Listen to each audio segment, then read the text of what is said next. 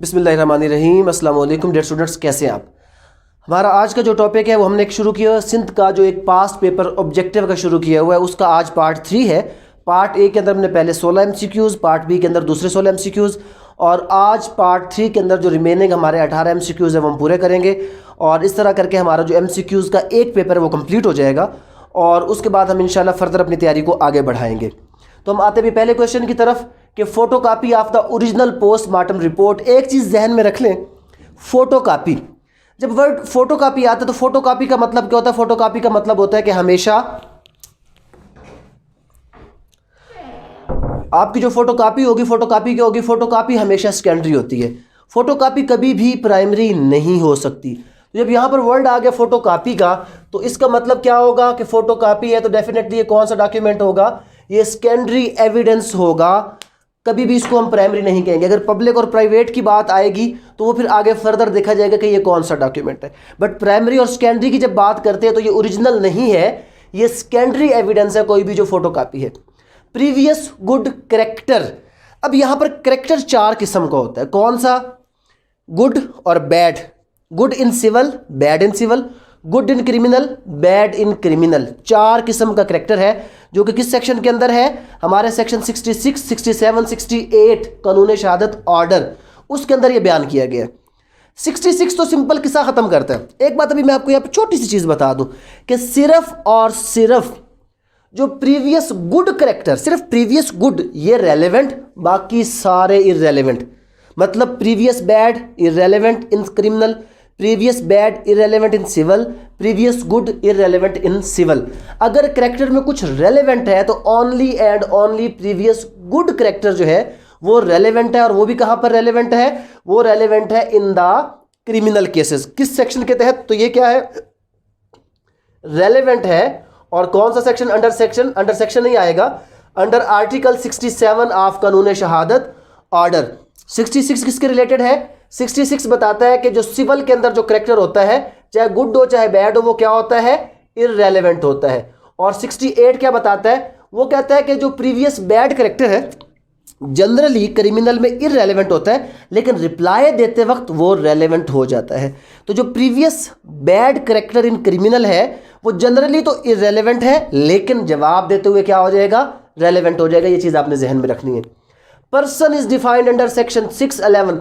ये जो पर्सन की डेफिनेशन है ये कहां पर बयान की गई है, ये पाकिस्तान पिनल कोड। जब आप ये हमारा लेक्चर सुनेंगे PPC ऑन फिंगर टिप्स तो बहुत से ये जो अभी आगे क्वेश्चंस आ रहे हैं इंशाल्लाह आपको ऑटोमेटिकली क्लियर हो जाएंगे, आपको दोबारा इतना ज़्यादा उसके लिए मसला नहीं होगा। नेक्स्ट है पनिशमेंट्स प्रोवाइडेड अंडर सेक्शन 53। किसका सेक्शन 53? PPC के सारे क्वेश्चन हैं। हमें पता है कि टोटल कितनी सजाएं हैं यहाँ पर, total 10 type of punishments prescribe की गई है 53 के अंदर।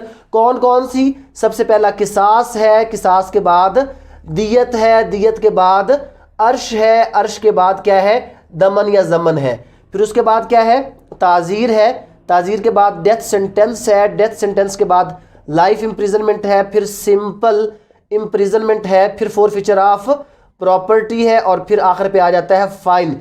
These 10 types of punishment have been prescribed in Pakistan Penal Code under section 53। अब यहाँ पर आपको बाकी सब की डेफिनेशंस आनी चाहिए कि ये अर्श क्या है, दियत क्या है, दमन क्या है, ये आगे PPC के लेक्चर में इंशाल्लाह हम लोग एक्सप्लेन करेंगे।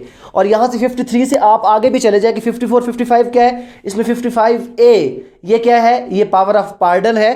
तो ये चीज़ें आपने जहन में रखनी है। आगे सेक्शन 299D। अब कौन ऐसा बंदा होगा जो 299D तक याद रखेगा कि क्या है, तो 299 अगेन डेफिनेशन क्लास है। मैंने इसको कैसे याद रखा, 299 को मैंने याद रखा AADD आर्ड के नाम से, कि पहले जो 3 है ABC AAA है, यानी कि वो तीनों किससे हैं, वो A से स्टार्ट होते हैं।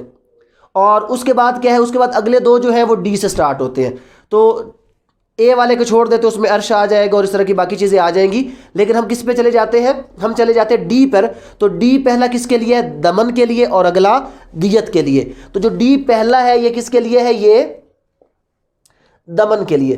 तो AAD आगे मैंने इसको याद रखा था जिम के नाम से। जिम के क्यों, G फॉर गवर्नमेंट था, I फॉर इकराह ताम, I फॉर आगे इकराह नाकिस, और उसके बाद नेक्स्ट फिर इसको एक सीक्वेंस में हम लेकर गए थे, वो आपको मैं कल पीपीसी के लेक्चर में इंशाल्लाह बताऊंगा। यहाँ पर ये याद रख लें कि 299D क्या है, ये दमन के साथ रिलेटेड है। अगर ई आएगा तो फिर अगला डी दियत के साथ रिलेटेड है। Suit for the custody of the minor, जब भी किसी माइनर के लिए आपने सूट फाइल करना है ना, तो ये कहाँ पर होगा कि आप जहन में रख लें कि वेयर माइनर रिजाइड्स, जहां पर वो माइनर रिजाइड करता है, जब उसकी क्वेश्चन होगा। और यहां पर ये भी एक चीज़ पूछी जा सकती है कि माइनर की जब आप बात करेंगे, इसमें एक चीज़ सबसे ज़्यादा जहन में रखी जाएगी और वो क्या होगा, वेलफेयर ऑफ द माइनर। यहाँ पर जब भी अदालत कस्टडी देती है किसी भी माइनर की, तो वेलफेयर को खसूसी तौर पर तवज्जो में रखती है, उसके मुताबिक किसी को भी कस्टडी दी जाती है। उसके बाद क्या आ गया, फैमिली कोर्ट। अब उसने आपको कंफ्यूज करने के लिए किया कि family court under guardian and ward act, तो family court under family court ordinance, family court under guardian and ward act. Family court जब भी आपकी बात आएगी तो आप एक चीज़ जहन में रख लें कि फैमिली कोर्ट हमेशा हमेशा कौन सी पावर एक्सरसाइज करता है, ये पावर एक्सरसाइज करता है डिस्ट्रिक्ट कोर्ट की। तो फैमिली कोर्ट के पास हमेशा इसको सेशन नहीं कहना, डिस्ट्रिक्ट, क्योंकि session in the criminal capacity and district in the civil capacity. तो फैमिली कोर्ट जब भी होता है वो डिस्ट्रिक्ट कोर्ट की कैपेसिटी में चलता है। और time of appeal in the family cases, तो फैमिली केसेस में जो टाइम फॉर अपील है वो 30 डेज। नॉर्मली सिविल में जितने भी आपके मामले हैं, आपको पता होना चाहिए कि सिविल में अपील होती ही 30 डेज है, लेकिन फैमिली में खास तौर पर क्या है, फैमिली में खास तौर पर आपकी जो अपील है उसका जो टाइम पीरियड है वो है 30 डेज। फर्दर हम आगे आ जाते हैं, death sentence is to be confirmed by. अब ये बड़ा अजीब सी चीज आ जाती है, death sentence is to be confirmed by. जब आप पावर ऑफ द कोर्ट्स पढ़ते हैं तो वहां पे आपको पता चलता है कि जो हाई कोर्ट है वो ये सेक्शन 53 की तमाम सजाएं दे सकता है। बट अगर कोर्ट ऑफ सेशन है तो वो भी सेक्शन 53 की ये सारी की सारी सजाएं दे सकता है, लेकिन अगर सेशन कोर्ट डेथ सेंटेंस सुनाएगा तो it must be confirmed by the high court. तो यहां पर क्या है, death sentence is to be confirmed by, definitely क्या हो जाएगा, हाई कोर्ट हो जाएगा। तो सुनाएगा कौन, सेशन। तो जब भी सेशन कोर्ट कोई सजा सुनाएगा डेथ की, डेथ के अलावा कोई सजा उसको कंफर्मेशन की जरूरत नहीं है, लेकिन अगर सेशन कोर्ट डेथ सेंटेंस सुनाता है it must be confirmed by the high court of that relevant province. Police officer में एग्जामिन एनी पर्सन, ये फिर दोबारा क्वेश्चन रिपीट हो गया। अंडर सेक्शन 161 हम पहले डिस्कस कर चुके हैं कि 161 सीआरपीसी, ये 161 कौन सा है, सीआरपीसी है, कि जिसके तहत पुलिस ऑफिसर कोई भी स्टेटमेंट जो है किसी भी शख्स को एग्जामिन करता है। यहां पर एक वर्ड याद रखें, who is acquainted with the facts, कि जो क्या है उन हालातों वाकयात से वाकिफ है। और 160 सेक्शन किसके साथ है, कॉल ऑफ द विटनेस, कि इसमें किसी को भी पुलिस विटनेस के तौर पर बुला सकती है अगर उसको लगता है कि कोई शख्स कोई पर्टिकुलर फैक्ट जानता है किसी भी चीज के बारे में। जज में पुट एनी क्वेश्चन, कानून शहादत आर्डर में आ गए, और उसका भी आर्टिकल कौन सा यहां पर 161 है।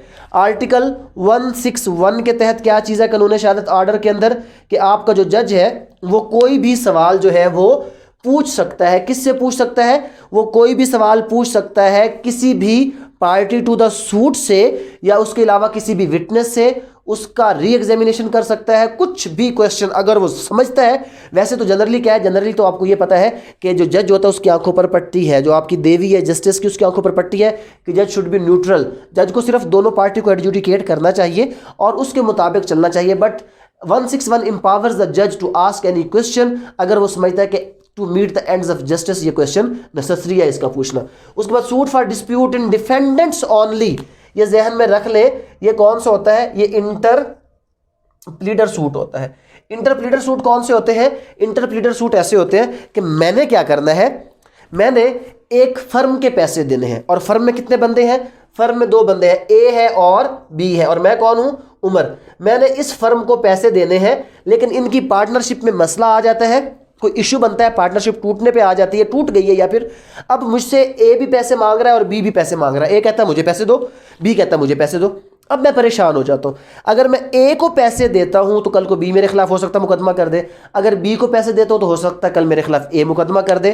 तो मैं अदालत में जाता हूं, ए और बी को अपना डिफेंडेंट बनाता हूं कि जनाब इन दोनों को कहें कि अपने मामले को हल करें ताकि मैं अपनी रकम वक्त पर अदा कर सकूं, मुझे कल को कोई पेनल्टी, कोई जुर्माना, कोई फाइन ना पड़ जाए, कोई डैमेजेस ना देने पड़ जाए। तो ऐसा सूट जो डिफेंडेंट्स के दरमियान है, करता कौन है, प्लेंटिफ, कि ताकि डिफेंडेंट्स के दरमियान का मसला हल किया जाए, ये इंटर प्लीडर।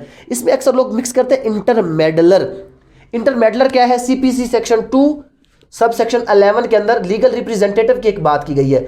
तो लीगल रिप्रेजेंटेटिव या उसको अगर हम कहें इंटरमेडलर तो वो एक चीज़ है, इंटरप्रीटर और होता है इंटरमेडलर। इंटरमेडलर एक दरमियान वाला शख्स, मिडल वाला शख्स जो किसी डिसीज्ड पर्सन की प्रॉपर्टी को क्या करता है, उसकी लुक आफ्टर करता है और उसके आगे फर्दर उसके एग्जीक्यूशन वगैरह के लिए कोई काम करता है, वो इंटरमेडलर या लीगल रिप्रेजेंटेटिव कहलाता है। Every suit is to be instituted in lowest court of jurisdiction, CPC jurisdiction. Pecuniary हमें पता है कि सेक्शन 6 के अंदर है, बट जो सेक्शन 9 और सेक्शन 15, सेक्शन 9 कहता है कि जी सिविल नेचर का कोई भी जो मुकदमा होगा वो कहाँ फाइल होगा, वो सिविल कोर्ट में फाइल होगा अंडर सेक्शन 9।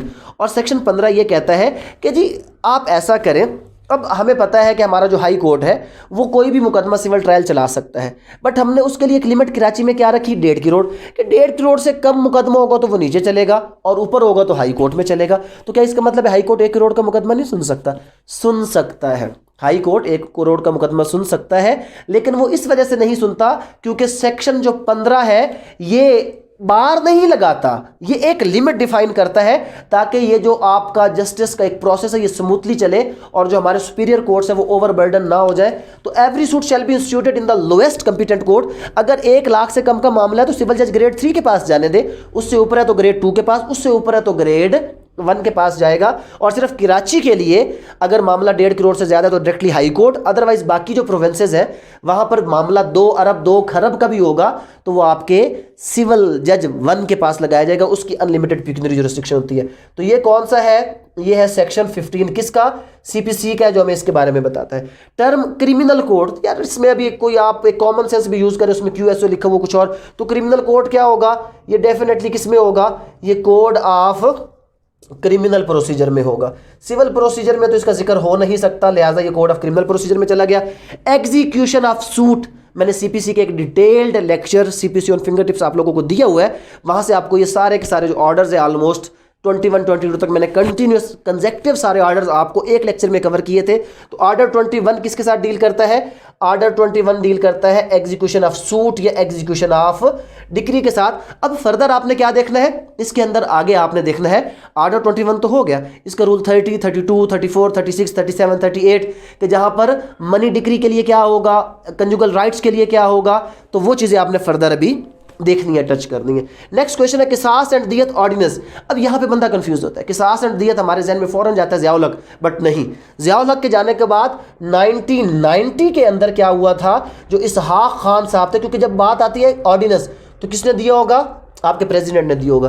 तो 1990 में इसहाक खान साहब ने क्या दिया था, किसास एंड दियत ऑर्डिनेंस पास किया था 1990 के अंदर। अब 2 क्वेश्चंस रह गए, एक हमारा क्वेश्चन कौन सा रह गया, एक 49 रह गया और एक क्वेश्चन रह गया हमारा 50।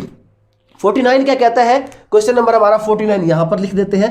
49 कहता है कि जो अपील होती है आपकी, कौन सी अपील, आपकी अपील फैमिली केसेस के अंदर जो होती है अंडर सेक्शन 14 ऑफ कौन सा होता है, ये आप जहन में रख ले, फैमिली कोर्ट एक्ट है, ऑर्डिनेंस नहीं, फैमिली कोर्ट एक्ट 1964। वो हमें बताता है कि आपकी कोई भी जो अपील होगी फैमिली मैटर्स में वो अंडर सेक्शन 14, फैमिली के ऊपर आपको पता है सीपीसी अप्लाई नहीं होता। जब सीपीसी अप्लाई नहीं होता तो आप 96 के तहत अपील नहीं लगाएंगे, बल्कि फैमिली कोर्ट एक्ट 1964 उसका कौन सा, उसका जो सेक्शन 14 है वो हमें किसके बारे में बताता है, अपील के बारे में। और जो इसका लास्ट क्वेश्चन है वो वही है कि civil courts are the court of ultimate jurisdiction, या every suit of civil nature must be filed in the civil court किस सेक्शन में है। मैंने यहां पर भी आपको वो चीज़ पहले बताई है कि ये लोएस्ट की बात आएगी तो सेक्शन 15 होगा। और अगर हम बात करेंगे 50 क्वेश्चन की और उसमें किस चीज़ को डिस्कस करेंगे, हम डिस्कस करेंगे कि सिविल सूट्स कहां पर फाइल होते हैं, तो सिविल सूट सिविल कोर्ट में होंगे और ये कहां पर भी आता है, ये बताया गया सेक्शन 9, किसका सेक्शन 9, सीपीसी। ये सेक्शन 15 किसका है, ये सेक्शन 15 सीपीसी। तो इस तरह जनाब हमारा आज एक पेपर जो है वो ऑलमोस्ट मुकम्मल हो गया है। अब फर्दर इसके हवाले से एक जो टेस्ट होगा उसमें क्या होगा कि ये चीज़ें नहीं, जो इसके साथ मैंने आपको बताया कि आपने ये देखना है, ये देखना है, ये देखना है, अब फर्दर जो आपका टेस्ट होगा वो उसके हवाले से होगा। और इंशाल्लाह जो हमारा नेक्स्ट वीक होगा उसको मैंने पीपीसी वीक का नाम दिया है, क्योंकि पीपीसी के हवाले से जो जिधर जितने क्वेश्चन जैसे जिस लेवल के एडिशनल सेशन जज तक इंशाल्लाह each and every question will be discuss in that week. Past paper भी डिस्कस करेंगे, सब्जेक्टिव नॉलेज भी होगा, उसके अंदर हम ऑब्जेक्टिव भी आएंगे और हमारा फिंगर टिप्स का एक लेक्चर वो भी डेफिनेटली आएगा। तब तक के लिए अल्लाह हाफिज़, अस्सलाम वालेकुम।